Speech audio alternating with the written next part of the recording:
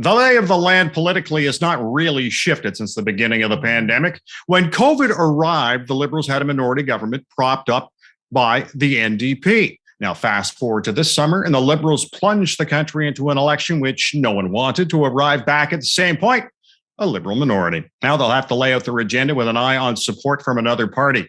What should be the top priorities of this government? Hello and welcome to Unpublished TV. I'm Ed Hand. We're coming to you from a remote location and practicing physical distancing to enhance safety. The fourth wave of the pandemic is here. Debt and deficit is piling up. Employers are having trouble finding help, and Indigenous reconciliation is top of mind for many Canadians. Our Unpublished.vote question asked you, what should be the top priority of the federal government? The top answer, economic recovery by 49.7%, vaccine mandates at 4.5%, Indigenous reconciliation at 3.4%, climate change 6.1%, electoral reform 24%, foreign policy and trade 1.1%, other 11.2%. However you're watching and listening to our show, whether through our social media channels on Facebook, Twitter, and YouTube, or our podcast channels, iTunes, Google Play, Spotify, iHeartRadio, and more, I'd like to remind you can still cast your vote on this topic at Unpublished.vote, then email your MP to tell them why. Now, joining us to discuss the priorities of the new federal government, Tom Parkin is a columnist. As well, Dylan Penner is the climate and social justice campaigner for the Council of Canadians. And Marvin Ryder is an associate professor at the DeGroote School of Business at McMaster University. And I thank you all for joining us to discuss the priorities of the new federal government. And almost half say economic recovery should be the top priority. Tom, does that surprise you at all? No, it doesn't surprise me because there's still a lot of people out of work. There's still a lot of doubt about when this pandemic will be over and when the right time would be to start easing off support programs like the rent subsidy program, the wage subsidy program, or the benefit program for individuals who aren't covered by EI. These are very active issues, and I think one of the first things we're going to see is a debate about that because some of these programs expire in about 10 days. And without that, if you're in Toronto, you may say, well, pandemic's nearly over, it's really not affecting businesses. But, go to Regina, go to Edmonton, go to Calgary, different story. It's a smaller program. It'll be a smaller program now because there's a smaller number of people that will qualify. But I think it's still a needed program. We'll see how that debate goes in the next couple of weeks. Dylan, what do you think? Are you surprised that almost half say that the number one priority should be economic recovery? It's not surprising. We're in the midst of a pandemic crisis. We're in the midst of an inequality crisis, and we're in the midst of a climate crisis too. And that's why I think we need to see a just recovery that addresses those interconnected challenges that so many people are facing because they're not disconnected. They're very much intertwined, and that's why we need to see something like a just transition, which Trudeau has promised, that would guarantee good green jobs for people from coast to coast to coast. And Marvin, what do you think? Are you surprised that it's almost half? Well, I'm going to say yes, but in this way, I would say the first priority is defeating COVID. As was just pointed out, the situation in Alberta and Saskatchewan is still quite dire. There's still maybe even rumors of lockdowns. Yes, in Ontario and in Quebec, it does look like the fourth wave was pretty minor, and maybe there won't be a fifth wave. But before we can start to recover from the pandemic, we've got to defeat the pandemic. That probably means still working to try to increase the vaccination rates, give people some incentives. This whole discussion of vaccine passports and something you're going to start to see in the courts, employers saying that if you are not vaccinated, you are going to lose your job as of some date. Some of them will be happening in October, some November. Those things are still top of mind. Then whenever we can get the pandemic, and I don't know what the World Health Organization is going to do. Are they going to say the global pandemic is over, or are they going to go country by country and say, okay, the pandemic's good here, but no, it's not there? I'm not sure what they're going to do. But then that's when we can really talk about recovery. I think I see that more as a 2022 thing. Tom, the federal government has been talking about taxes on profitable banks. And I don't know too many unprofitable banks in this country, but, is there enough there to lift this country up? Or is that just sort of like I say, when you're putting a tax on the ultra wealthy, it's like low hanging fruit? Well, The Trudeau government, well, Trudeau during the election campaign did offer to increase taxes on, I think, banks and insurance companies. And, it's kind of a rich target, easy to hit. I think it won't yield the kind of money that's really out there to be gotten. And the bigger target really is trying to do something about tax havens. And, what do we do about the fact that we've got people who personally control hundreds of millions of dollars or billions of dollars in this country, getting wealthier and wealthier and wealthier, while others are absolutely, struggling. And we're having an active discussion about, should we increase healthcare transfers to provinces above the rate of economic growth, which doesn't even factor in for population growth. Something in here eventually is going to break. Hopefully all the funding that we've put into the money and the deficits that we've put into supports during this pandemic are a one-time thing. But moving on from here, if we care about having a pharmacare program, if that's more than just smoke and mirrors, if we want to increase, as premiers are asking, funding for healthcare transfers 6% rather than the current GDP up max of 3%, it requires other revenue sources, and it's not going to be from you and me. It's not going to be from anyone in this show. That's just politically unpalatable. Working class people don't have the money. Middle class people feel pressed. There is this large group out there, and the Parliamentary Budget Office has said that taxes on ultra wealthy people can yield billions and billions of dollars in revenue. So if Mr. Trudeau's if his interest is so limited, I think the flip side of that is that his ability to press on things like healthcare transfers, pharmacare, and others is going to be limited as well. Dylan, what do you think? Going after the banks, going after the ultra wealthy, will it actually make a difference? Is it enough, or is it a drop in the bucket? Yeah, I think that's very true. I think it's a really important piece of the puzzle in how we tackle several interconnected crises. We've seen several polls that show people recognize that tackling the climate crisis and tackling inequality, taxing the rich, these things go hand in hand. They're not isolated challenges, and we've seen this massive wealth transfer over years from the general public to the 1%, and it's that same those institutions of corporate power that are also standing in the way of a just recovery and a just transition and real climate action. And we're just weeks away now from the next UN climate summit. We're likely weeks away from the reconvening of Parliament, and we're at a political moment where Justin Trudeau has promised a Just Transition Act that would address a lot of these challenges and would address the jobs crisis that many people are facing, while addressing inequality and the climate crisis at the same time. And so the question is, will he actually introduce that legislation in the near future, since there was a consultation recently that started just before the federal election? And if so, what's actually going to be in it? And that's partly why we're working with groups from coast to coast to organize a Climate Code Red Week of Action this week to basically engage communities in defining what a just transition should look like, so it's not left to the corporate elite. Marvin, I'm wondering, going after, profitable banks, ultra wealthy, I'm in particular with the banks, I'd be kind of curious if you can start taxing banks more. What's the impact on the financial sector? Well, if you don't mind, let me just turn that discussion ever so slightly.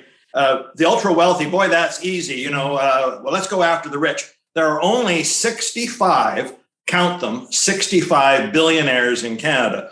So yes, Mr. Trudeau could introduce a fifth tax level. If you earn more than X number of millions of dollars a year, you're going to pay a higher marginal tax rate. And yes, he'll get some money from that for sure. But it's not like there's a million of those people lying around. To get to the top 1%, I believe you have to earn something like $250,000 or $260,000 a year. Full disclosure, I'm not in the top 1%, but I am in the top 2%. So we've already paid a bit of a premium. Going after the banks, same kind of a thing. I think there is some room here to raise their marginal tax rate. we're worried about competitiveness, but in that way, we're worried more about competitiveness of manufacturing institutions. With banks, our tax rates for them are quite competitive with the rest of the world. So add a percentage or two, let them moan about it, but they'll still be fine. But I think what happened this week, or at least in the past week, is very significant. And Mr. Trudeau has to put in legislation that goes with that. The world's countries, I think it was 125 of the world's countries, agreed to a minimum 15% tax on corporate profits, and based on where you do your business, not where your head office is. Historically, companies like Apple and what have you have found little tax havens, places, well, I'll call that my head office in Switzerland, even though only 2 people work there, because now I can save all this money. And of course, now we need some legislation. But if we can get 15% of the profit that Apple makes here in Canada, or that Amazon makes in Canada, or whoever makes in Canada, that's going to help give him a bit more revenue. But look, I think the other challenge here is, even if he gets more revenue, what's he going to do with it? Our books aren't balanced. So before you start launching 12 new programs that are each going to have multi-billion-dollar price tags, we've got a real problem, for instance, with the old age security system. Last year, $57 billion for it in 2020. It'll be $80 billion by 2025, just based on the growing aging population in Canada. We just need money to keep our current programs going. Tom, and this is something Marvin had brought up earlier. It was regarding vaccine mandates. And the Prime Minister announced when this election, or the last election, was called, that was the reason for it. Let people have their voice on that. Was it just to differentiate himself from the Conservatives? Well, my own opinion on this, Ed, is that the vaccine mandate passport thing should have been done months and months and months ago. We know that bureaucrats in the federal government were looking into it. There was, any number of people like the people here in this show talking about it in the spring. And wow, makes sense. This is the kind of thing that we got to do, right? This is how we're going to let businesses try and stay open, even as this virus circulates. Then they pitch it, the Friday before an election call on Sunday, and say, we'll do it after the election. I mean, to me, that was a very cynical move, because they, instead of considering our health first, they just wanted to, it seemed anyway, Ed, that they wanted to use it as an election ploy to crack the corner of the Conservatives. And, the Conservatives, being kind of dopey about this, allowed themselves to be cornered, and shocker, they lost. But where are we?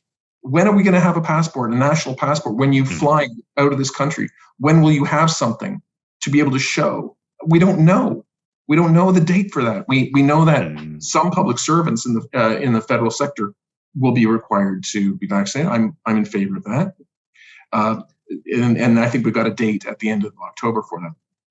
Anyway, I think the unfortunate thing about a lot of this is that we've gotten to this place where these issues have become political, rather than allowing all the parties, as it should be, to me, in my mind, to support, which they say they do, to support these programs and try and march forward together and get these things done. Because the sooner we get these things done, the sooner we get our economy back, the sooner we get all the things back that we used to love to do, like have Thanksgiving dinners, Christmas, New Year's, and the games. I have a little tolerance for them. Let me add one more thing here. It's like under Martin and Chrétien, in their elections in 97, in 2000, 2004, 93 as well, it was 21 days from the election day to the day that the Parliament was reconvened. We're already past that, and we haven't even got a cabinet shuffle date. I mean, this isn't a whole new government. This is just a shuffle, and then move on. And now they're saying, well, before the end of fall. Well, fall is December 21st. That's the end of fall. Yeah. Weren't there some urgent issues that, isn't that why Mr. Trudeau called this election? Because we had things we had to deal with, and yet we seem to be in infinite stall now with no date for cabinet, no date for parliamentary recall. And there's many, many issues that didn't get passed in the last Parliament. Mr. Trudeau said that was because of the opposition. I think he's playing a foolish game, because now he's giving the opposition every reason to be able to play that story back to him. And then when he wants to go for an early election next time, well, it's going to be, I'm sorry, Joe, you started too late. Dylan, to follow up on the vaccine mandates, Trudeau has said that federal civil servants will have to be vaccinated. That's going to be mandatory. But I'm a little surprised that it seems like he's trying to pick a fight with the civil service. Is that the way you see it? Well, it wouldn't be the first time that this government has picked a fight with the labor movement. We've seen back to work legislation before. There are many examples, but ultimately a lot of this comes down to what kind of just recovery are we going to have. We've already seen, there's been this track record of serious needs for supports from workers, from Indigenous peoples, from racialized peoples, from communities in general, and again we've been seeing bailouts for corporations, and that's ultimately what the bottom line here is. And as Tom's been saying, there's this distinct lack of a sense of urgency from this government, whether it's the pandemic or the climate crisis or the housing and transit and food crises that many people are facing, and many more. And so we really need to see much more recognition and action from this government when it comes to the severity of the interconnected crises that we're facing, and that's why it comes down to being so important that people take action and organize in their communities, because left to their own devices, we've seen the lack of urgency of this government before, and we'll see it again unless we, in our movements in our communities, get more organized so that they feel compelled to take action. Marvin, when we talk about these vaccine mandates, and you had brought up earlier that you expect to see a fair amount of legal action with employees and employers going to court. How much is this going to, all this court stuff and trying to figure out who gets vaccinated, who doesn't? How do you see that impact in the recovery? Well, it's going to be a mess. It's just going to be a mess. There are two laws that are sort of going to come into conflict. The first is the occupational safety and health legislation that says an employer needs to take every step possible to create a safe workplace for their employees. Now, it's never really been tested under pandemic. Our last pandemic in 1918, we didn't have the OSHA type legislation around. But okay, if I want to make it as safe as possible, okay, everybody, you need to be vaccinated. And look, if you're not going to get vaccinated, then we're either going to do a rigorous testing of you, every day when you come in, we're going to swab your nose and what have you, or something to that effect. The other legislation, of course, is human rights legislation, which says that I am the master of my body. I control what I do. Big bad government, you can't tell me what to do. Big bad employer, you can't tell me what to do. And so here we have a situation where I, as an individual, maybe do not want the vaccine. I don't want these compounds in my body. And yet my employer says that if I don't get vaccinated, I don't have a job. In the United States, just to put this in a little context, there are 3.5 million people who deal in healthcare, doctors, nurses, nursing assistants, what have you. Assuming they all move to a vaccine mandate, 70,000 doctors and nurses will lose their job. It's only 2% of the total. But when I say 70,000, oh my gosh, we need every last nurse and doctor we can get. And yet those people who are, we'll call them conscientious objectors to the vaccine, that's kind of the impact. So I know in Ontario, because certainly where I live in Hamilton, there's a number of hospitals that have said, I believe the date is in November, that if you are a doctor or a nurse and you're not vaccinated, you don't have a job. Wow. So that's going to put the fat in the fire. That's what's going to then lead to the lawsuits. And by the way, it'll be the first lawsuit, then that will be appealed, and that'll be appealed. And I can tell you right now, it'll work its way right to the Supreme Court, probably in about 2024, by which time we hope to be out of the pandemic. So I concur with everybody here. I'm fine with a vaccine passport. I'm lucky enough to visit in August, and Italy has got the green pass. Now, I could not get the green pass because I'm not an Italian citizen or an EU member. So I brought my 2 vaccination certificates and a photo ID to indicate it was me. It added 10 seconds to my visits, and it made you feel better because everybody in this tourist attraction, whatever it was vaccinated. I felt fine with it. But I don't understand why it's taking us so long. Just get the system they're using in Europe, change the name to Canada, and you've got yourself a vaccine passport. Marvin, you always come up with the answer, don't you? You always do. Now, affordable housing. We heard a lot of about affordable housing during the campaign and how each party would address it. And obviously, when you look at it, we have a scorching market, a scorching real estate market. Tom, how do you cool off a scorching real estate market without collateral damage? Wow, this is this is a terrible question. Here we are. We've got a couple of factors going on. One is inflation. So this question of whether inflation is transitory or whether it's now become systemic, and we're looking at So if we're looking at inflation, we're looking at higher interest rates. So if we're looking at higher interest rates, now we're looking at pushing people out of jobs, losing incomes, and obviously that affects the housing market. Of course, it also increases the mortgage cost, carrying cost of a mortgage. So that's going to drive down the value. So this idea of inflation is not, I'm not part of the kind of inflation craze that wants to see inflation everywhere. I don't want to see inflation. But people are so leveraged now because of what's happened for the last 25 years, 30 years. It's at a critical point. So without doing that, how do we try and take what's happened and just kind of flatten it rather than crash it? This is the challenge. Now, in my own mind, I think what we need to do is need to be able to provide more affordable housing at the low end, and that brings the entire market. It kind of suppresses demand. Mm-hmm. If I can live in a decent apartment for $1,000 a month, then because it's a co-op or nonprofit, and it's got long vision on like a 50-year financing vision, with without the need to refinance, without the need to the desire to take profit out and speculate and turn it over. I think we can anchor the housing market on something a little more secure.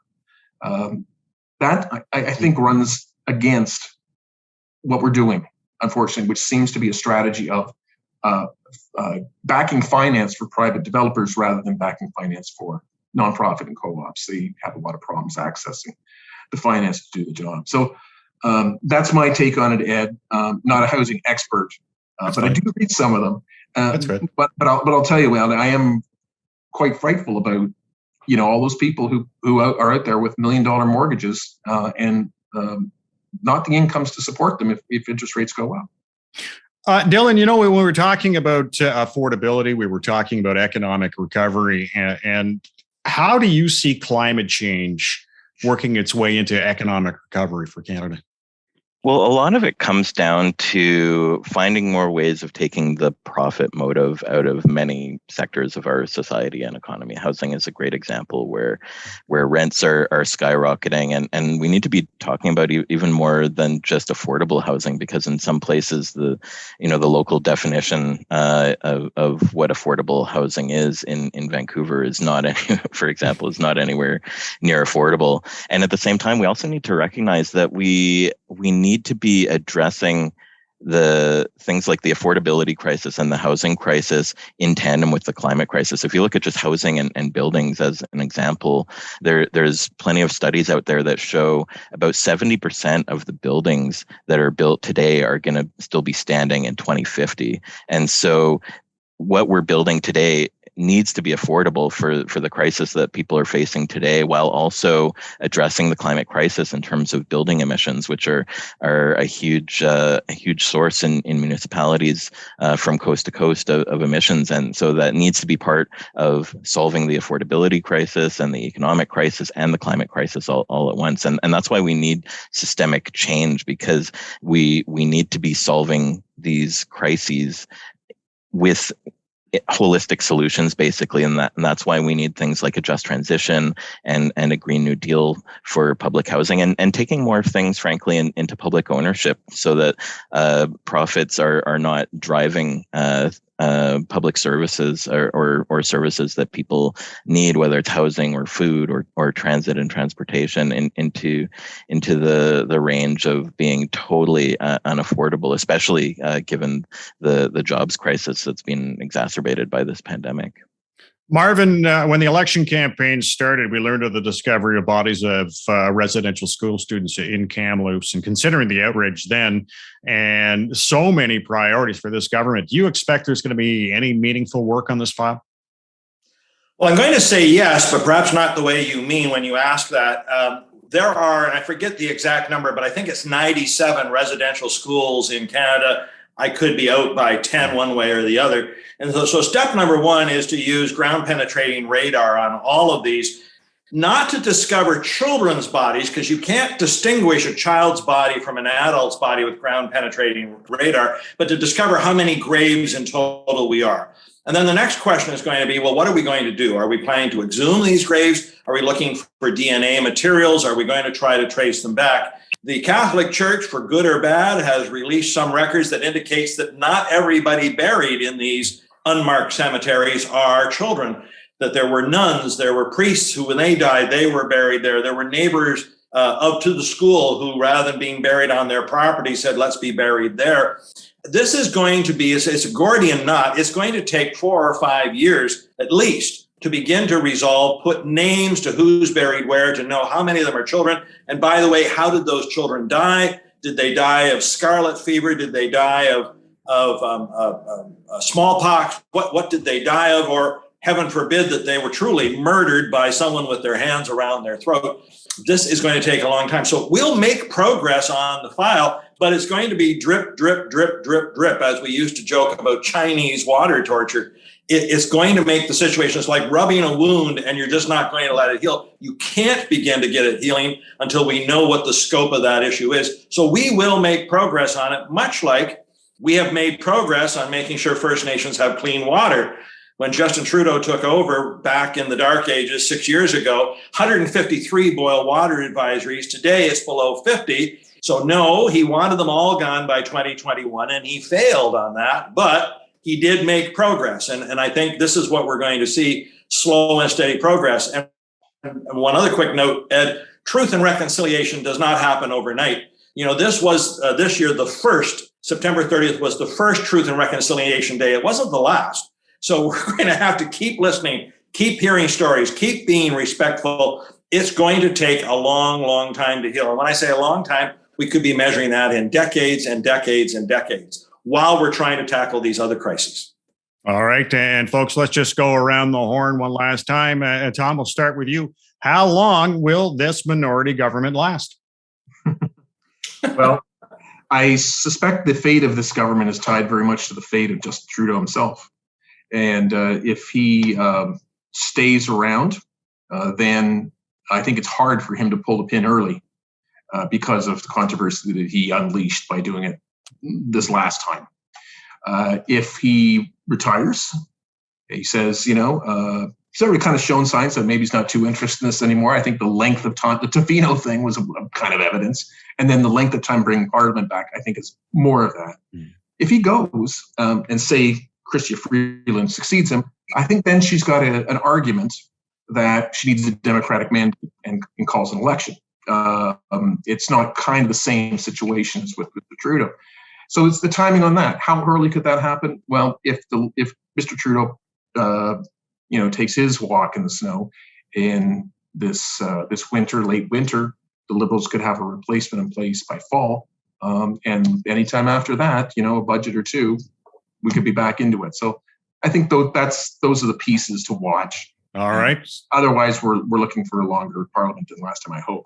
So I'm gonna ballpark you at about 2 years. Dylan, how long do you expect this government will last? I think it's anyone's guess at this point. I think regardless of how long it lasts, I think the question is what is it going to do, and what are people and communities going to do to make sure that this government lives up to what people from coast to coast are demanding in terms of addressing the economic crisis and the climate crisis and the pandemic, and that's why, again, I encourage folks to get involved in the Code Red Climate Code Red Week of Action. We're organizing this week at Canadians.org/Green New Deal. There are over 50 actions so far confirmed from coast to coast, and people are planning to flood Parliament with waves of petitions for support for a just transition to make sure that however long this government lasts, that it is actually prioritizing the kind of good green jobs that people need, and supporting the workers who are in industries that need to transition, and supporting workers who are that are already doing low carbon work but are not experiencing decent fair wages or decent working conditions, and we need supports for them as well as migrant justice and all of the interconnected challenges we're facing. And I think a big question as well is going to be how this government either addresses colonialism or continues to perpetuate it, getting back to the residential schools question, and how that goes hand in hand with this government's approach to building pipelines through Indigenous territories without consent. You can't separate those issues, and those are going to help define what kind of movement responses we see. We've seen in the last several years that there have been various uprisings from various movements directly in response to this government's actions and inactions, and I think that's going to be a big part in how long this government lasts, and as well whether or not it enacts policies that reflect what people and communities are calling for. What do you think, Marvin? How long will this government last before the next election? Right. Historically, minority governments in Canada lived 25 months. Justin pulled the trigger after 23. Assuming it's his to decide, I think his lesson was go longer. So I'm thinking it'll be more like 30 months, 2.5 years.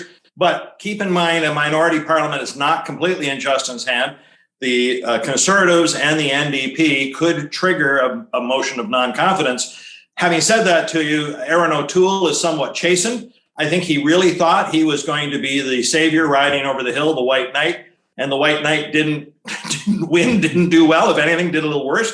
Even Jagmeet thought he'd be riding a positive wave, and he didn't get that much out of it. So we've got, I think, a good 2 years, but I think all things being equal, 2.5, do it in the spring rather than middle of the winter. So that would get us to what, 2024? That's what my bet is. All right. Well, folks, I want to thank you all for joining us. Our Unpublished TV panelist today, political commentator Tom Parkin. Dylan Penner is the climate and social justice campaigner for the Council of Canadians, and Marvin Ryder, associate professor at the DeGroote School of Business at McMaster University. Coming up on our next Unpublished TV, will electoral reform come to Canada? Thanks for watching Unpublished TV. Stay safe. I'm Ed Hand.